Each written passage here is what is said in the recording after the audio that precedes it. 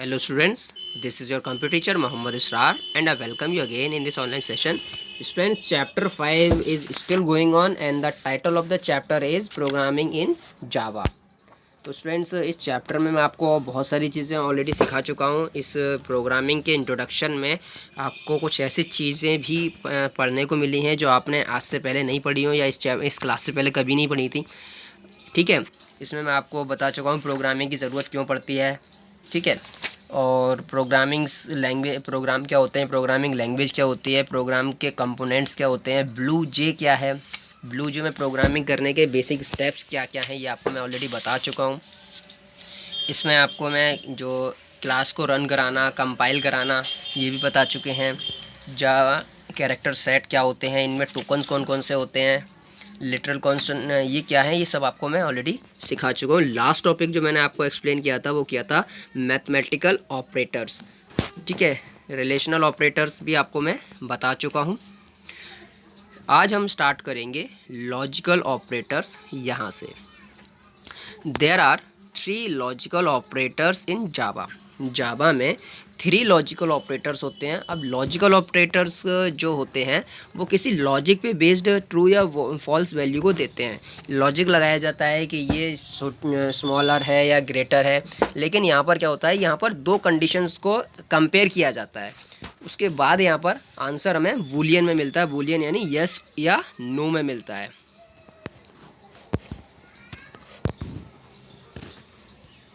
तो जब आंसर आपको येस नो में मिलेगा तो वो बूलियन वैल्यूज़ कहलाएंगी। ट्रू फॉल्स में मिले, येस नो में मिले। ठीक है, तो वो 3 लॉजिकल ऑपरेटर्स कौन कौन से हैं जावा में, वो है नॉट, इसका सिंबल होता है इस तरह से, एंड, इसका सिंबल आप डबल साइन जो बनाते हो एंड सिंबल उसके जैसा होता है, जो ब्रैकेट में लिखा हुआ यही होता है, और। ठीक है, ये 3 लॉजिकल ऑपरेटर्स हैं। They are used with the relational operators to return boolean values true और फॉल्स। इनको हम यूज़ करते हैं उस रिलेशनल ऑपरेटर्स के साथ जो आपने इससे पहले के टॉपिक में पढ़े थे, इनके साथ, और इससे जो वैल्यूज़ मिलेंगी वो मिलेंगी ट्रू और फॉल्स में। तो देख लीजिए, यहाँ पर ऑपरेटर एंड है, इसको साइन में ऐसे लिखा जाता है, पढ़ा एंड जाएगा। इसका यूज़ क्या है, returns true only if both the expressions are true. जब दोनों ही एक्सप्रेशन ट्रू होंगे तभी यहाँ पर वैल्यू ट्रू आएगी। अगर दोनों में से एक भी फॉल्स होगा तो वैल्यू फॉल्स मिलेगी, अदरवाइज इट रिटर्न्स फॉल्स। तो 2 कंडीशन, पहली कंडीशन ये है कि 5 नॉट इक्वल टू, यानी पहले जो आप देख रहे हो, आप कन्फ्यूज़न बहुत आपको हो सकता है कि यहाँ पर 3 सिंबल यूज़ किए गए हैं, क्या माने क्या ना माने। तो पहले जो 2 दिए गए हैं ये दिए गए हैं नॉट इक्वल टू के लिए, जो आपने ऊपर पढ़ा हुआ था, है ना। यही चीज़ यहाँ पर यूज़ हुई है। और जो बाद वाला इक्वल सिंबल है वो दूसरे सिंबल से कंपेयर कराने के लिए, नॉट इक्वल टू यानी जो नंबर है 5 वो 2 के इक्वल नहीं है। और देखेंगे हम 5 जो होता है वो 2 के इक्वल हो ही नहीं सकता है, तो ये ट्रू हो गई कंडीशन पहली वाली। तो दूसरी वाली कंडीशन देखते हैं, 3 लेस देन 7, 3 छोटा होता है 7 से, ये भी कंडीशन ट्रू है। तो दोनों कंडीशन ट्रू हुई तब हमें आंसर ट्रू मिलेगा। ठीक है, दूसरा देखिए, सिंबल और का ये होता है, इसको पढ़ा जाएगा, और इसका यूज़ क्या है, returns true if any one expression is true, यानी दोनों में से कोई एक एक्सप्रेशन ट्रू होगा तो हमें ट्रू मिल जाएगा, अदरवाइज फॉल्स। अगर दोनों ही फॉल्स होंगे तब हमें ये फॉल्स देगा। एग्जाम्पल देख लीजिए, 16 लेस देन 33, 16 जो है वो 33 से छोटा होता है, ये तो सही है। 12 ग्रेटर देन 19, 12 जो होता है वो 19 से बड़ा होता है, बिल्कुल नहीं होता है। तो इसमें एक कंडीशन ट्रू मिल गई, ये आंसर ट्रू रिटर्न करेगा वैल्यू को। ठीक है, लास्ट वाला देखेंगे हम, नॉट, इसका सिंबल ये होता है, इसको पढ़ा नॉट जाता है, जैसे हमने नॉट इक्वल टू पढ़ा था। इट रिवर्सेस द वैल्यू को रिवर्स कर देता है, उल्टा आंसर देता है। अगर ट्रू है तो फॉल्स देगा, फॉल्स है तो ट्रू देगा। देख लीजिए एक बार,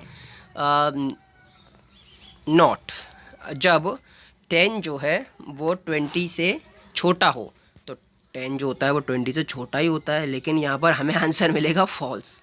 क्यों? क्योंकि ये वैल्यू को रिवर्स करके देता है answer. Since 10 is less than 20, 10 जो होता है वो 20 से छोटा है और ये ट्रू है, तो जब ट्रू होगा तो ये आंसर फॉल्स देगा। Next heading is variables.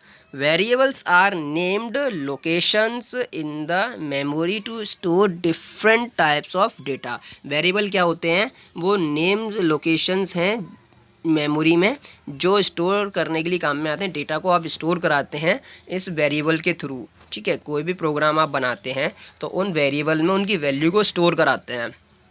तो आप इसको जब आप एक प्रोग्राम बना के सीखेंगे तो आपको और अच्छे से क्लियर हो जाएगा। Assignment operators. असाइनमेंट ऑपरेटर का मतलब होता है किसी भी वेरिएबल पे वैल्यू को असाइन करा देना। जैसे हमने यहाँ पर आर को पी की इक्वल वैल्यू दे दी है, या फिर ए को बी के इक्वल, ए की वैल्यू जो है वो बी और 2 मिलाकर बनाई गई है। पढ़ लीजिए इसके बारे में। The operator assignment operator is used for assigning a value to the variable and is called an assignment operator। इसको वैल्यू को असाइन करने के लिए यूज़ किया जाता है, इसलिए इसको हम असाइनमेंट ऑपरेटर कहते हैं। The value on it's right hand side is placed into the variable on it's left hand side. तो इसमें आप देख रहे हैं लेफ्ट हैंड साइड जो RHS LHS आपने मैथ्स में पढ़ा हुआ है उसी के हिसाब से समझ लीजिए। लेफ्ट हैंड साइड पर जो वैल्यू, वो जो आपका वेरिएबल है उसमें वो वैल्यू स्टोर कर दी जाती है जो इसके राइट हैंड साइड पर है।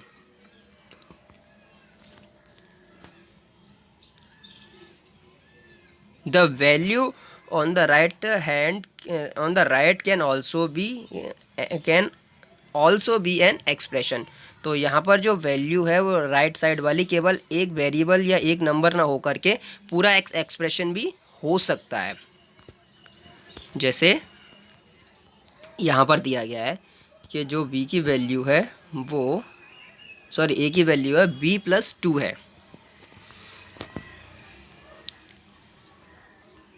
Thus, x equal to 5 implies that the value 5 is stored in the variable x। तो जहाँ पर जो हमें एक्सप्रेशन अगर x इक्वल टू 5 दिया हो तो इसका मतलब ये होगा कि जो x वेरिएबल है उस x वेरिएबल में वैल्यू 5 को स्टोर करा दिया गया। जहाँ जहाँ अब x आएगा वहाँ वहाँ वो ऑटोमेटिकली 5 से उसको रिप्लेस कर देगा।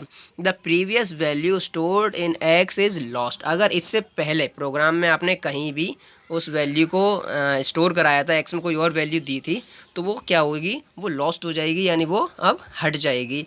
और replaced by the new values. अब जो नई वैल्यू आप दे रहे हो इससे रिप्लेस हो जाती है। पहले वाली वैल्यू जो उसकी कोई वैल्यू नहीं है। भले ही आप आधे प्रोग्राम में आपने x की वैल्यू को कुछ और यूज़ किया था, अब उसके बाद जब आप x की वैल्यू को 5 असाइन कर दोगे तो अब नेक्स्ट टाइम जो भी आएगा वो x की वैल्यू 5 के अकॉर्डिंग ही कैलकुलेट करेगा। जब तक आपने उसको चेंज नहीं किया तब तक वो 5 ही रहेगा। अगर आप यहाँ से भी चेंज कर देते हो तो 5 के अलावा जो भी नई वैल्यू दोगे वो रिप्लेस हो जाएगी। Some more examples of assignment are. Assignment के कुछ एग्जांपल्स ऐसे भी दिए जा सकते हैं, जैसे p की वैल्यू पहले हम दे चुके हैं और वही सेम वैल्यू हम r को भी देना चाहते हैं, तो हम दे देंगे r इक्वल टू p। तो जो p की वैल्यू है वही r की वैल्यू हो जाएगी।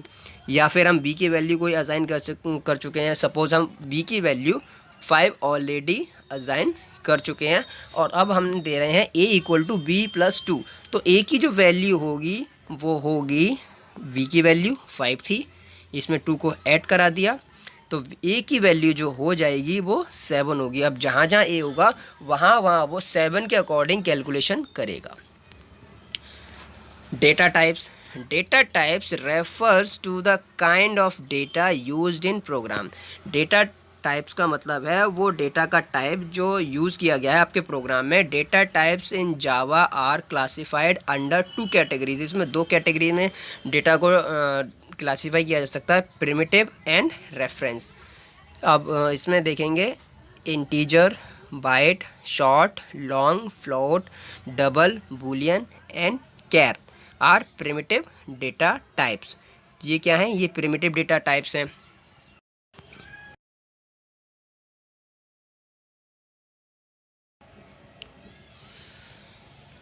while class, array, objects are some reference data types.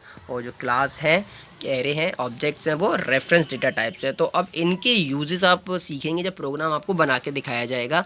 The different types of data that can be store in is identified by the data types of the variable. जो अलग अलग different data types हैं उनको store किया जा सकता है, उसको हम आइडेंटिफाई करते हैं डेटा टाइप्स जो वेरिएबल का है उसके अकॉर्डिंग।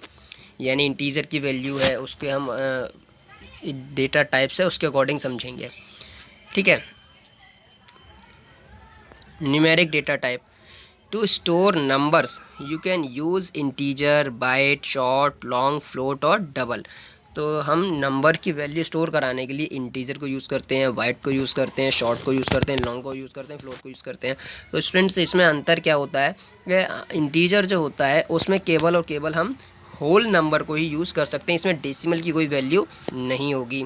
इसी तरह से जो हमारे फ्लोट हैं इसमें हम डेसिमल को यूज़ कर सकते हैं, डबल है इसमें डेसिमल के 6 पॉइंट तक यूज़ कर सकते हैं।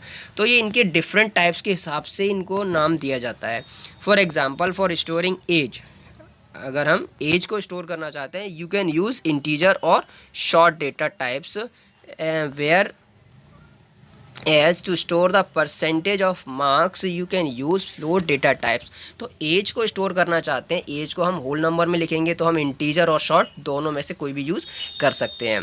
लेकिन अगर हम परसेंटेज को स्टोर कराना चाहते हैं तो परसेंटेज तो डेसिमल में आ सकती है, चांसेस हैं आने के, तो हम इसको हम यूज़ करेंगे फ्लोट डेटा टाइप्स को जो कि डेसिमल को सपोर्ट करता है।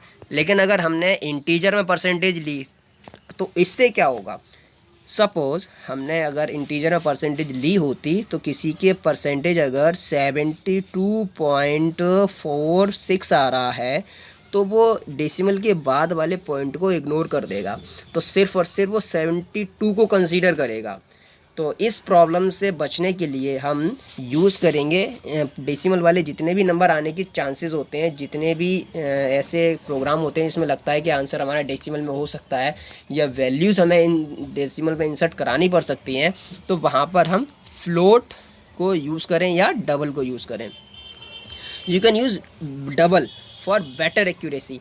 फ्लोट और डबल के बीच में क्या होता है, फ्लोट में हम केवल डेसिमल के 2 पॉइंट तक यूज़ कर सकते हैं, जबकि डबल में हम डेसिमल के 6 पॉइंट तक के नंबर को यूज़ करा सकते हैं। ज़्यादा एक्यूरेसी की अगर हमें डेसिमल में ज़रूरत है तो हम डबल यूज़ करें।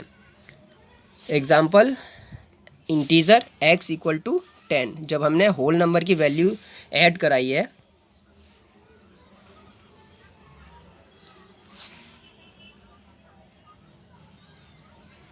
जब हमने होल नंबर की वैल्यू ऐड कराई है तो हमने इंटीजर लिया है, और इंटीजर क्या x क्या है, अब इंटीजर है और उसकी वैल्यू 10 रहेगी, यानी यहाँ पर कोई डेसिमल का यूज़ नहीं है, इसलिए हमने इंटीजर को लिया है।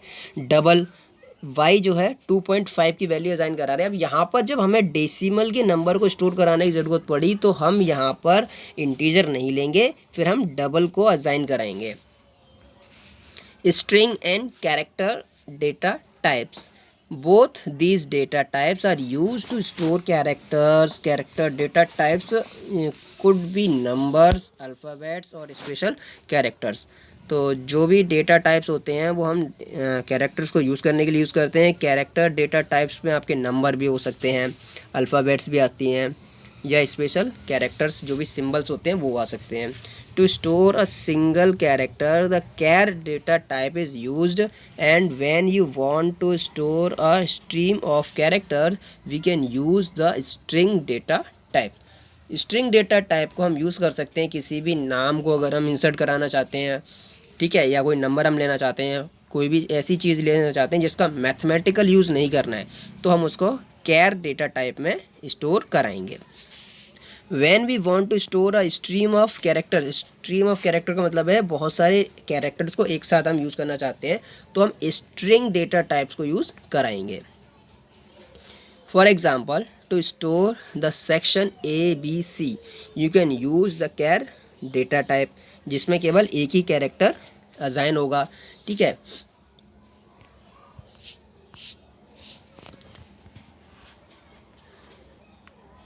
Example of string data type, मान लीजिए हमें एक से ज़्यादा कैरेक्टर लेने हैं तो हम यूज़ करेंगे स्ट्रिंग नेम को, स्ट्रिंग जो हमारा डेटा टाइप है, और यहाँ पर हमने असाइन कराया है नेम इक्वल टू में अब वैल्यू को असाइन कराया है रमेश को। वेरिएबल डिक्लेरेशन एंड इनिशियलाइजेशन, तो इसको हम सीखेंगे स्टूडेंट्स नेक्स्ट क्लास में। वेरिएबल को डिक्लेयर कैसे किया जाता है और उसको प्रोग्राम में इनिशिएट कैसे किया जाता है। तो स्टूडेंट्स आज के लिए इतना ही। Have a wonderful time.